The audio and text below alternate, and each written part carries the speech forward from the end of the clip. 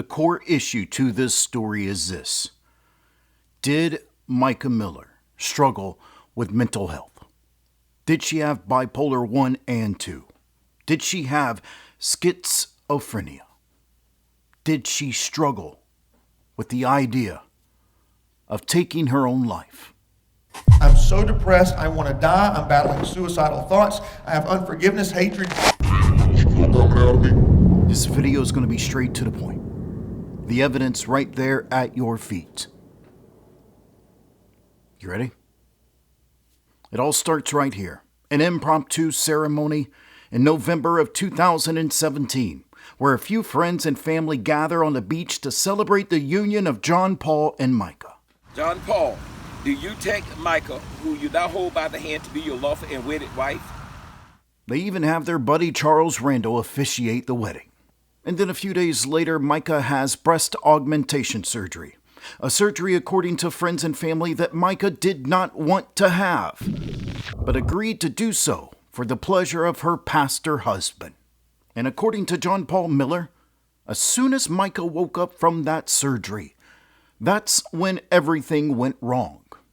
In text messages sent to me, John Paul says she has a bad reaction to anesthesia and began speaking 2 languages. And then, right then and there, she was diagnosed with mental illness. Her hospitalization because of mental illness happened just a few days after that. And then once she's out, another wedding, this time on New Year's Eve, 2017. You may now kiss your bride.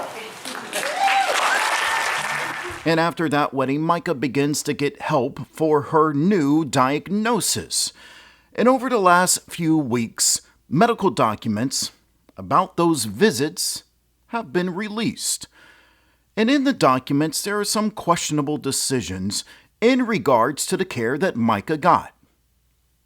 You can see them go up and down on Mica's medications, but her blood becomes borderline toxic, which is baffling because Mica was being prescribed low dosage of what she was being given. But don't forget about the interview that I conducted with Angela Clark just a few months ago. Angela was good friends with Mica and John Paul during this time, late 2017 and into 2018. She had this to say. These side effects can be serious and they can become permanent. You need to call her doctor. This is important. You've got to listen to her. She's trying to tell you what she's feeling. And I kind of felt like there was like a lack of empathy on his part that day. And he just kind of looked at me. He said, yeah, well, I just went and got her a Xanax. And I was like, you gave her a Xanax with the medication she's on? Is that prescribed to her? And he said, no, I went and got it from a friend. I'm not going to call the friend by name, but it's one of John Paul's very, very close friends. But now let's go even deeper.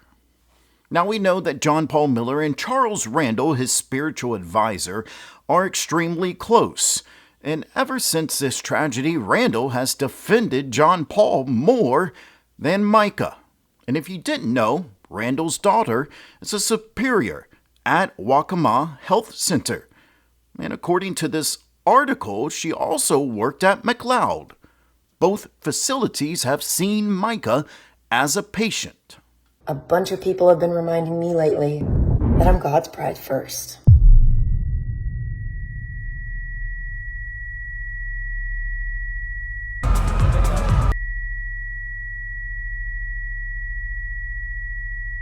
What you're saying doesn't make any sense. Now, Waccamaw is the place where Mica begins to get some help for this new diagnosis. And in the documents that have been released, there's a name that keeps popping up. It's a Dr. Shaddai Duchesne. And in the documents we have, Dr. Duchesne makes some questionable decisions. Now, in her defense, we don't have all the documents, so it's hard to give a fair assessment of why she was making these decisions. But it still gets interesting. Back in 2009, Dr. Duchesne pled guilty to 10 counts of distributing oxycodone. This happened in Pennsylvania, and after serving her probation, at some point she packs up and comes to South Carolina to practice. And on multiple profiles online, she's listed as an addiction specialist. But don't worry, it gets even better. In 2019, Dr. Duchesne went through a divorce, and she was represented by this woman, Nicole Gaddis, an attorney for the Winslow Law Firm. Tom Winslow, the attorney and good friend of John Paul Miller. Now, I want to be clear, so far this is all coincidence, but the connections are curious, and they It's amazing one crazy woman can do to a man of God.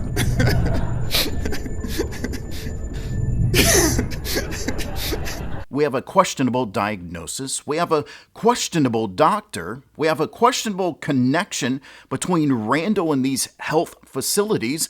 We have a questionable connection to Tom Winslow. And there's this. Last week, the True Sunlight podcast obtained even more medical documents, courtesy of True Crime Re. In one of the documents, there was a redaction for some reason. But in that redaction, they did not black out the writing enough. Now again, we have documented evidence that JP believed Mica was going to be unwell for the rest of her life. He even went so far as to tell her that medical professionals had told him he would only see the woman he married a few times a year. Within days of her diagnosis, he was catastrophizing it in a way that made her out to be a ticking time bomb unless she took her meds. Oh yes, the meds and the redactions. Let's talk about those last few lines of this report. The clinician wrote, "I stress that the better outcome is when patients follow all the recommendations, like therapy, compliance with meds." And here, she wrote in all caps, "as prescribed." So therapy, which Mica only went to once, it was the only appointment so far that JP appears not to have been a part of. And meds, quote, "as prescribed." Understandable, right? At the beginning of the report, she wrote that JP said he had taken Mica off of one of her meds on his own, so that makes sense. Then it goes on. In parentheses, patient and husband, redacted, or redacted. Beth, you want to zoom in and read that again to us without the redactions? Patient and husband stop meds on their own or share each other's meds. So, yeah, JP, or presumably JP, according to his pal True Crime Re anyway, didn't want us to know that part. How do you think God feels about that? Not only were they going up and down on Mica's own medications, but according to witnesses and now medical documents, John Paul Miller was giving Mica medications not prescribed to her. I have unforgiveness, hatred, demons coming out of me. Now, she's dead. Why everybody wanna be like me? Well, you know you can't be like me.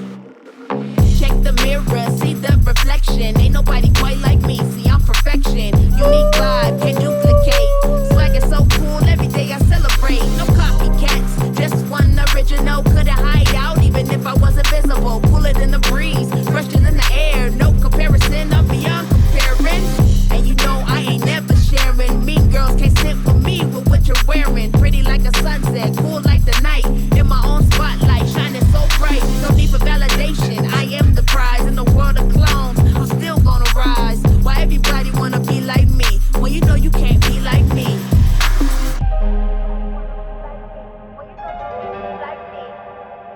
Why everybody wanna be like me? Well, you know you can't be like me.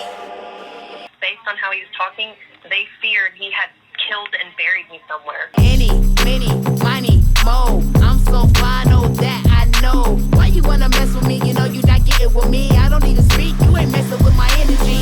No other like me, a true work of art. Cool, pretty masterpiece from the start. I stand tall, I stand proud. No need to follow, I'm the leader of the crowd. Every step, every move, I'm